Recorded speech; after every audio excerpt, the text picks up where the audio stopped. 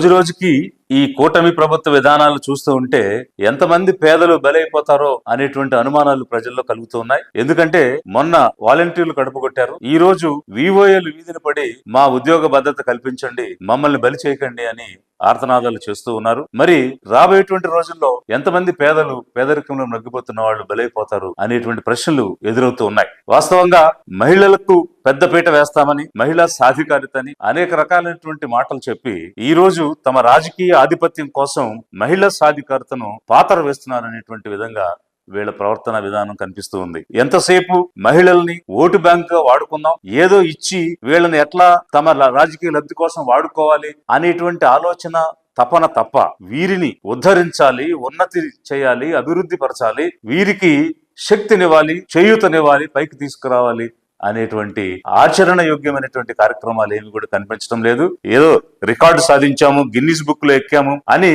బలవంతంగా వాళ్ళ మీద రుద్ది నడిపించేటువంటి పరిస్థితి మనం చూస్తూ ఉన్నాం. మరి మహిళా సాధికారిత, రాజకీయ ఆధిపత్యమా? ఒకవైపు రాజ్యాంగబద్ధంగా ఎన్నికైనటువంటి పదవుల్లో ఉన్న మహిళలు స్వతంత్రంగా నిర్ణయం చేసే అధికారం ఎలాగూ వారికి దక్కనివ్వడం లేదు. వారి చుట్టూ ఉన్నటువంటి మగవారే వీరి పేరు చెప్పుకుని వారు అధికారం చెలాయించేటువంటి పరిస్థితి మనం చూస్తున్నాం. కనీసం వీళ్ళు ఏర్పాటు చేసుకున్నటువంటి సంఘాలలో ఉన్న స్వయం ప్రతిపత్తిపై రాజకీయ ఆధిపత్యం ఏంటి? వీరు ఎంతవరకు ఓటు బ్యాంకుగా ఉపయోగపడాలే తప్ప స్వతంత్రంగా నిర్ణయం తీసుకుని పనిచేసేటువంటి అవకాశం వారికి ఇవ్వరా? ఆ సంఘాలకు ఒక ఫెసిలిటేటర్స్ గా, యానిమేటర్స్ గా, సహాయకులుగా ఉండి ఎప్పటికప్పుడు వారు చేసేటువంటి లావాదేవీల కోసం హెల్పింగ్ గా ఉన్నటువంటి వివోఏలను రాజకీయ జోక్యంతో అక్కడున్నటువంటి ఎమ్మెల్యేస్ గాని, వారికి సంబంధించిన అనుచరులు గాని తొలగించడం ఏమిటి? వారిని విధుల నుంచి తీసేయటం ఏంటి? వారి పొట్ట కొట్టడం ఏంటి? వీరంతా కూడా పేదవారు, కేవలం పేదవారు కాబట్టి నెలకు 8,000 జీతానికి వచ్చి సాటి మహిళలకు సహాయపడే విధంగా వారు పనిచేస్తున్నారు. అలాంటి వివోఏలను పొట్టకొట్టాలనే ఆలోచన ఎలా వచ్చింది? అయినా అది ఒక స్వయం సహాయక సంఘం. స్వయం సహాయక సంఘం అన్న పదంలోనే స్వయంగా సహాయం చేసుకుని నడిపించే సంఘం. దానిలో మీ రాజకీయం ఏంటి? వాళ్ళని నడవనివ్వాలి కదా, వాళ్ళ దారిని వాళ్ళని వెళ్ళనివ్వాలి కదా. అన్నింటిలోనూ రాజకీయమేనా? మహిళలు ఎదగొద్దా? వాళ్ళకి అభివృద్ధి రావద్దా? వాళ్ళు స్వతంత్రంగా నిర్ణయ అధికారం చేసే అవకాశం ఇవ్వరా? ఎన్నాళ్ళు బానిసలుగా ఉంచుతారు? ఎన్నాళ్ళు ఈ మహిళల్ని ఎదగనీయకుండా తొక్కి పెట్టేస్తారు? ప్రజలందరూ కూడా ఆలోచిస్తున్నారు, జనం ప్రశ్నిస్తున్నారు. ఇప్పుడు ముఖ్యమంత్రిగా ఉన్నటువంటి వారు, అప్పుడు ప్రతిపక్ష నాయకులుగా ఉన్నటువంటి నారా చంద్రబాబు నాయుడు గారు తమ మాటగా చెప్పమన్నారు అని మా సభ వద్దకు వచ్చి వర్లరామయ్య గారు మేము అధికారంలోకి వచ్చిన వెంటనే ఈ సర్క్యులర్ని రద్దు చేస్తామని చెప్పారు. 9 నెలలు అవుతా ఉంది, సర్క్యులర్ రద్దు చేయలేదు. వివోఏలు అనే వాళ్ళు సెల్ఫ్ హెల్ప్ గ్రూపులకు సంబంధించినటువంటి వాళ్ళు, గ్రామైక్య సంఘాలకు సంబంధించిన వాళ్ళు, వాళ్ళ జీతాలు అడుగుతూ ఉంటే, వాళ్ళకి హెచ్ఆర్ పాలసీ అడుగుతూ ఉంటే, లేకపోతే చట్టబద్ధమైన సౌకర్యాలు ఏమడిగినా ఈరోజు ప్రభుత్వం ఏం చెప్తుందంటే వీళ్ళు మా ఉద్యోగులు కాదు, వీళ్ళు గ్రామ సంఘం ఉద్యోగులు, ఏమన్నా ఉంటే మీరు ఎక్కడ మాట్లాడుకోవాలి, మేమేలా ఇస్తాం, ఇవన్నీ ప్రభుత్వం మాట్లాడుతూ ఉంది. కానీ సర్క్యులర్ ఎలా విడుదల చేశారని అడుగుతా ఉన్నాం. వీళ్ళు గ్రామ సంఘం ఉద్యోగులు కదా, వీళ్ళని నియమించే హక్కు కానీ తొలగించే హక్కు కానీ గ్రామైక్య సంఘాలకి మాత్రమే ఉంది. కోర్టు ఉత్తర్వులు ఇస్తా ఉంది. అక్రమంగా 4,500 మందిని ఈ కాలంలో తొలగించారు. ఆ అక్రమంగా తొలగించినటువంటి వాళ్ళందరినీ తిరిగి విధుల్లోకి తీసుకోమంటున్నాం. ఈ వివోఏలు ఎవరు అనేది తెలియాలి అని అంటే అసలు ఈ ఎస్హెచ్జీస్, విమెన్ ఎస్హెచ్జీస్ సంఘాలు ఏమిటి, దాని వ్యవస్థ ఏమిటి అనేటువంటిది తెలిస్తే ఇది మనకు అర్థమవుతుంది. దీనికి సంబంధించి భారత ప్రభుత్వం మనందరికి తెలుసు, పంచవర్ష ప్రణాళికలు అనేటువంటి దాని ద్వారా ఒక అభివృద్ధి కార్యక్రమాలు తీసుకుని వచ్చాయి. మొదట్లో స్వతంత్రం వచ్చిన తర్వాత 5వ పంచవర్ష ప్రణాళిక, 5th 5-year ప్లాన్ 1974 నుంచి 78 మధ్యలో ఉన్నప్పుడు ఒక ఆబ్జెక్టివ్ పెట్టుకుంది, ఒక లక్ష్యాన్ని పెట్టుకుంది. ఏమిటి అని అంటే గరీబీ హటావో, పేదరికాన్ని నిర్మూలించాలి అనేటువంటి నినాదంతో ఈ 5th 5-year ప్లాన్ డ్రాఫ్ట్ చేయడం జరిగింది. ఆ సమయంలో 1975లో పేదరిక నిర్మూలన అన్నది ప్రధాన ధ్యేయం కాబట్టి integrated rural development programme, IRDP అనేటువంటి ఒక ప్రోగ్రామ్ ని, సమగ్ర గ్రామీణ అభివృద్ధి పథకం తీసుకురావడం జరిగింది. తీసుకొని వచ్చిన తర్వాత కొంతకాలం అది అమలైనప్పుడు ఏ విధంగా అమలవుతుంది, మనం అనుకున్న లక్ష్యాన్ని చేరుకోగలుగుతున్నామా లేదా అనేటువంటి ఒక మిడ్ కోర్స్ రివ్యూ అనేటువంటిది భారత ప్రభుత్వం చేయడం జరిగింది. అయితే ఆ సమీక్షలో ఏం కనిపించింది అని అంటే, మనం ఇంత గొప్పగా గరీబీ హటావో, పేదరిక నిర్మూలన అని పెద్ద స్లోగన్ ఇచ్చి దేశవ్యాప్తంగా ఒక కొత్త కార్యక్రమాన్ని తీసుకొచ్చాము, కానీ ఆశించిన ఫలితాలు రాలేదు అన్నది ఆ సమీక్షలో తెలిసింది. అంటే why the desired results could not be achieved అన్న దాని మీద ఒక రీసెర్చ్ చేస్తుంది.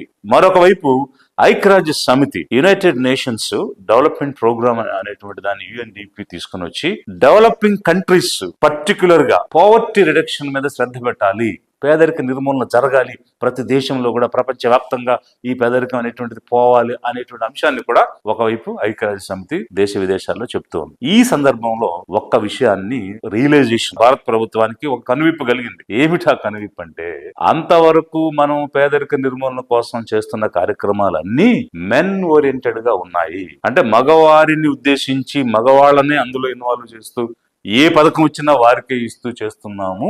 సగం జనాభా అయిన ఆడవాళ్ళను మనం విస్మరించాము. అంటే సగం శక్తిని మనం కోల్పోయాం. మన అభివృద్ధిలో సగం శక్తిని మనం భాగస్వాములు చేయలేకపోయాం. It's a big revolution. ఒక పెద్ద గొప్ప రీసెర్చ్ ద్వారా ఒక పెద్ద సత్యాన్ని గమనించడం జరిగి, అప్పుడు ఎలా ఈ స్త్రీలను మనం అభివృద్ధిలోకి భాగస్వాములు చేయాలి అని ఆలోచించి 1982 సెప్టెంబర్ లో DWCRA development of women and child in rural areas అనేటువంటి ఒక కార్యక్రమాన్ని పాపులర్ గా మనందరం డ్వాక్రా అని అంటాము. ఆ పథకాన్ని తీసుకురావడం జరిగింది. అలా గ్రామీణ ప్రాంతంలో CRA, DWCRA, అలాగే అర్బన్ ఏరియాలో కూడా DWCUA, అర్బన్ ఏరియాస్ లో development of women and child in urban areas అనేటువంటి ప్రోగ్రామ్ తీసుకోవడం సమాంతరంగా రావడం జరిగింది. ఎందుకు ఈ ప్రోగ్రామ్ తీసుకొచ్చారు అని అంటే, మహిళలు ఒకవైపు సగం జనాభాగా ఉన్నా దేవర్ faced with double deprivation, drudgery. వారికి ఎలాంటి యాక్సెస్ లేదు, ఫైనాన్షియల్ రిసోర్సెస్ కి యాక్సెస్ లేదు. మరి కుటుంబాన్ని నడిపించేది స్త్రీ, బిడ్డలకు మంచి భవిష్యత్తుని ఇచ్చే విధంగా తీర్చిదిద్దేది స్త్రీ. కానీ రూపాయి ఖర్చు పెట్టేటువంటి వెసులుబాటు గాని, నిర్ణయం చేసే అధికారం గాని కుటుంబంలో కూడా లేకుండా ఒక బానిసత్వం, అంటే ఏళ్ల తరబడి బానిసగా బ్రతకడం అనేది ఒకవైపు అయితే, ఎలాంటి వెసులుబాటు లేకుండా, ఎలాంటి నిర్ణయం లేకుండా పూర్తిగా మగవాళ్ళ మీద ఆధారపడి జీవించేటువంటి వస్తువుగా ఉండిపోయింది. ఒక్కసారి పేదల జీవితాల్లోకి తొంగి చూస్తే ఎంత దుర్భరమైనటువంటి పరిస్థితిలో స్త్రీ ఉందనేటువంటిది మనకు కనిపిస్తుంది. అంటే డబుల్ డిప్రవేషన్ గానీ, డ్రడ్జరీ గానీ ఎలా ఉంది అని అంటే, అన్ని చేసేది స్త్రీ, కానీ ఎలాంటి నిర్ణయం చేసే అవకాశం ఆమెకు లేదు. ఉదయం లేచినప్పటి నుంచి స్త్రీ యొక్క జీవితం మనం చూస్తే, ఇంటి పని, వంట పని, భర్తతో కలిసి సమానంగా కూలి పని, ఇలా నిద్ర లేచినప్పటి నుంచి పడుకునే వరకు నిర్విరామంగా పనిచేసేటువంటి వ్యక్తి స్త్రీ. కేవలం ఆ 10 గంటల సమయంలో పనికి వెళ్ళి వచ్చేది మగవాడు. అంటే డబుల్ వర్క్ చేస్తున్నారు. కానీ వేడి వేడి అన్నం వండి పెట్టేటప్పుడు ఎవరికి పెడతారు? భర్తకి, కొడుక్కి పెట్టి మిగిలితే తినాలి, లేదంటే చద్దన్నం తినాలి. వాస్తవంగా డబుల్ వర్క్ చేసిన ఆమెకు కదా మనం మంచి భోజనం పెట్టాలి. అంటే డిప్రైవేషన్ అనేది ఏ విధంగా ఉందనేది ఒక్కసారి స్త్రీ యొక్క జీవితం, మరీ ముఖ్యంగా పేదల కుటుంబాల్లో ఉన్న స్త్రీ యొక్క జీవితం చూస్తే మనకు అర్థమవుతుంది. ఇదంతా ఒకవైపు అయితే, చాకరీ, డ్రడ్జరీ, ఏ విధంగా ఇల్లు తొడవాలి, అంట్లు తోమాలి, వంట చేయాలి, బొగుడితో కలిసి కూలి పనికి వెళ్ళాలి, తిరిగి వచ్చి మళ్ళీ పని చేయాలి, ఇలా నిరంతరంగా చాకరీ చేస్తూ ఎలాంటి నిర్ణయ అధికారం లేకుండా మగ్గిపోతున్నటువంటి స్త్రీని అభివృద్ధిలో ఒక సెంటర్ పాయింట్ గా తీసుకొస్తే తప్ప ఈ దేశం అభివృద్ధి చెందదనేటువంటి ఆలోచనకి వచ్చినప్పుడు ఈ పథకం అనేటువంటిది వచ్చింది. ఇక్కడ విమెన్ నీడ్స్ డెవలప్మెంట్ అంటే మహిళలకు అభివృద్ధి కావాలి అనే రియలైజేషన్ భారత ప్రభుత్వంలో వచ్చింది. అయితే లిబరేషన్ కాంగ్రెస్ పార్టీగా మేము నమ్మిన సిద్ధాంతం, మేము పాటించే మాట ఏంటంటే, విమెన్ నీడ్స్ డెవలప్మెంట్ కాదు, ఈ దేశం అభివృద్ధి చెందాలంటే, ఈ రాష్ట్రం అభివృద్ధి చెందాలంటే, ఈ సమాజం అభివృద్ధి చెందాలంటే అభివృద్ధికి కావాలి మహిళ, మహిళకు కాదు అభివృద్ధి. మనం అభివృద్ధి చెందాలంటే మనకు తోడుగా కావాలి మహిళ అన్నది లిబరేషన్ కాంగ్రెస్ పార్టీ యొక్క సిద్ధాంతం.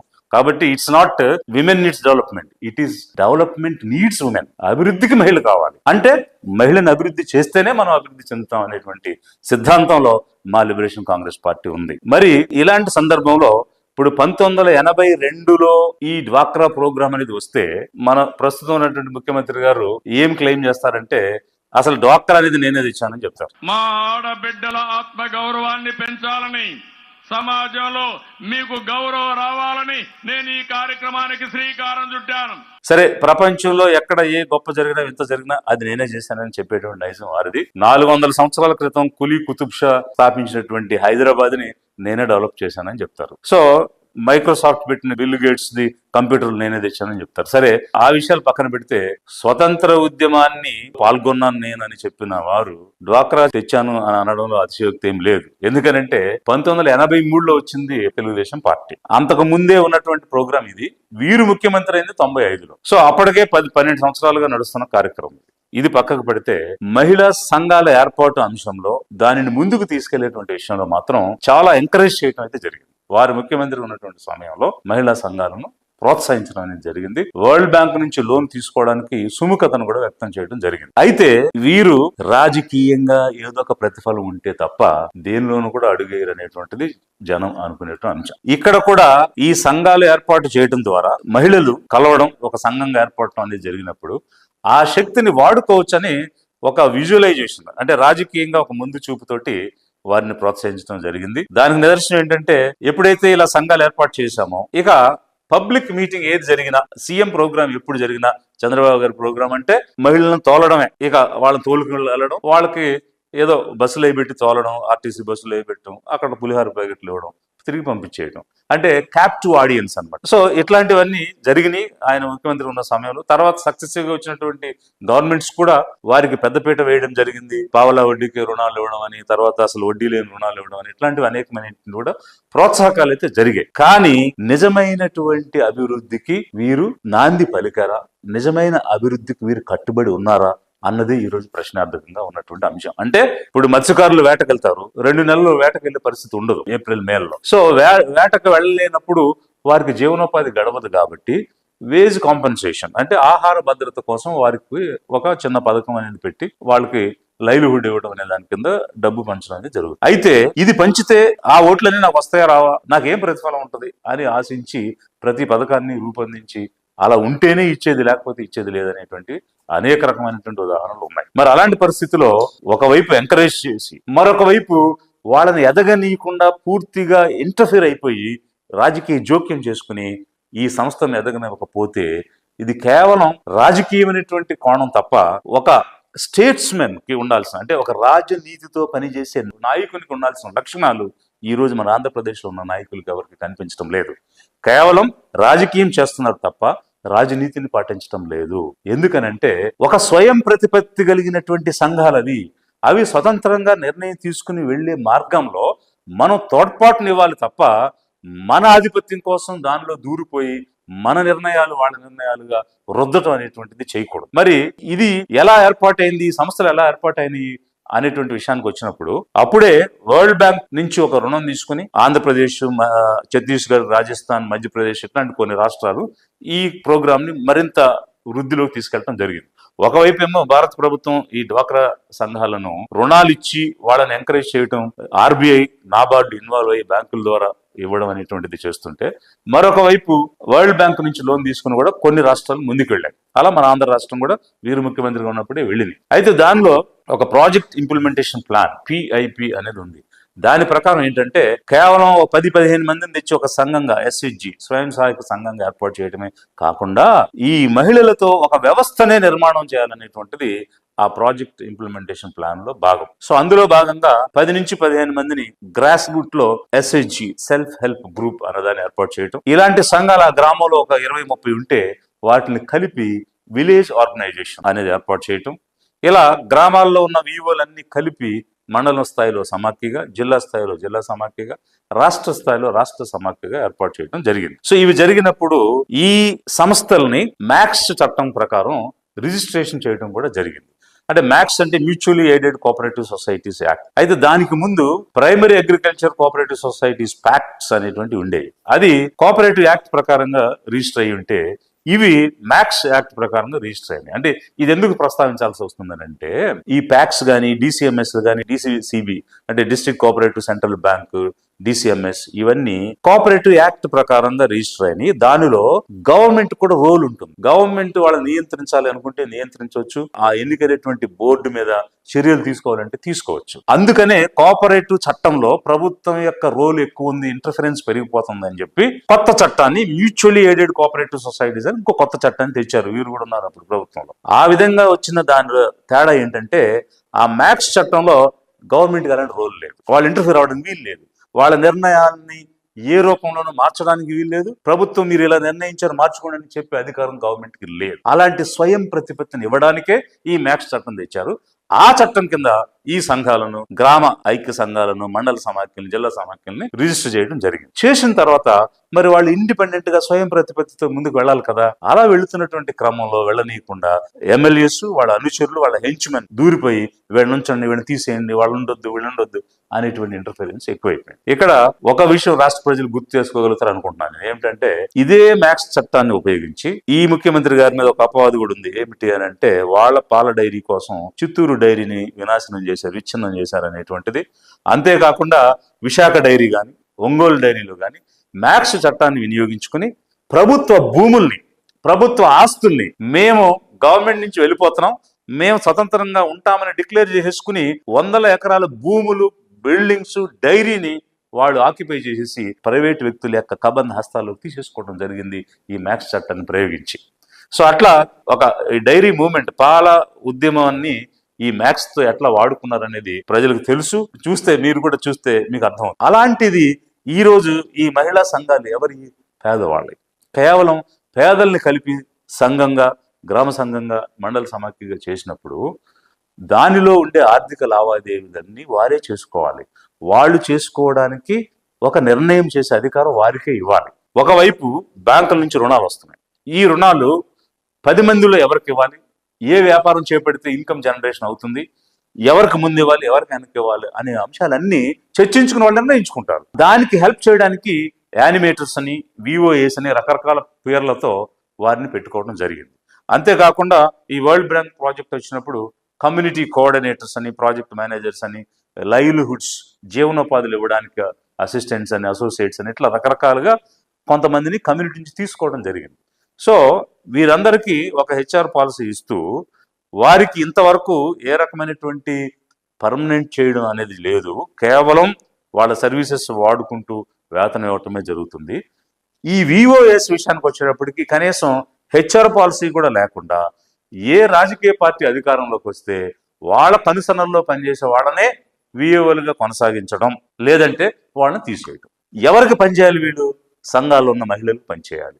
మరి సంఘాల్లో ఉన్న మహిళలకు పనిచేయాల్సిన విఓఏ ఆ సంఘం నిర్ణయం ప్రకారం తీసుకుంటే వాళ్ళ కట్టుబడి ఉంటుంది. కానీ ఎవరో ఎమ్మెల్యే వాళ్ళ అనుచరుడు చెప్పిన ప్రకారంగా ఇస్తే ఆమె ఎమ్మెల్యేకి వాళ్ళ అనుచరుడికి పనిచేస్తుందా, లేకపోతే మహిళా సంఘాలకు పనిచేస్తుందా?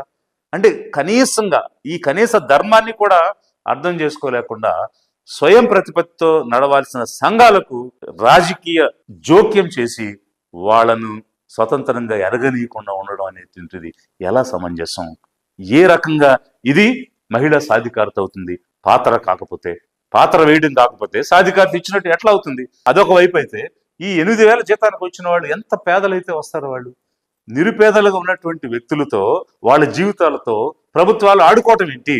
వాళ్ళకి లబ్ధినివ్వాలి, ఆహార భద్రతనివ్వాలి, అభివృద్ధినివ్వాలి కదా.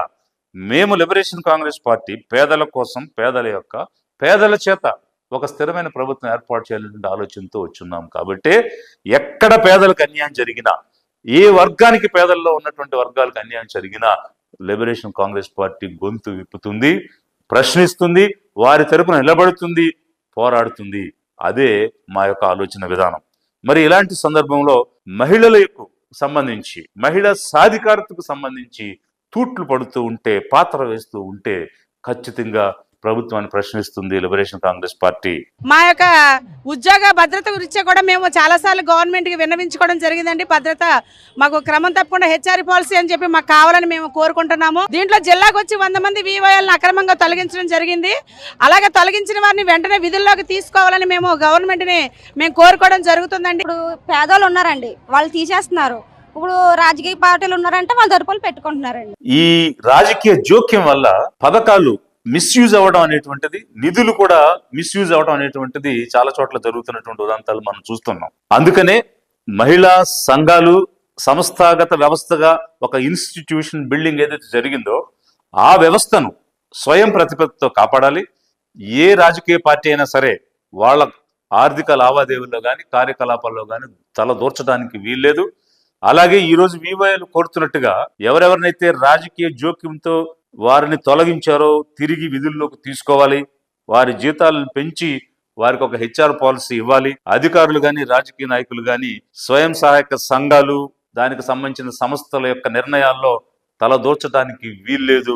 చేతనైతే మరింత చేయూతనివ్వండి, ఆదాయాన్ని కల్పించేటువంటి ఇన్కమ్ జనరేటింగ్ ప్రోగ్రామ్స్ ఇవ్వండి అని చెప్పేసి లిబరేషన్ కాంగ్రెస్ పార్టీ ప్రభుత్వాన్ని డిమాండ్ చేస్తూ ఉన్నది.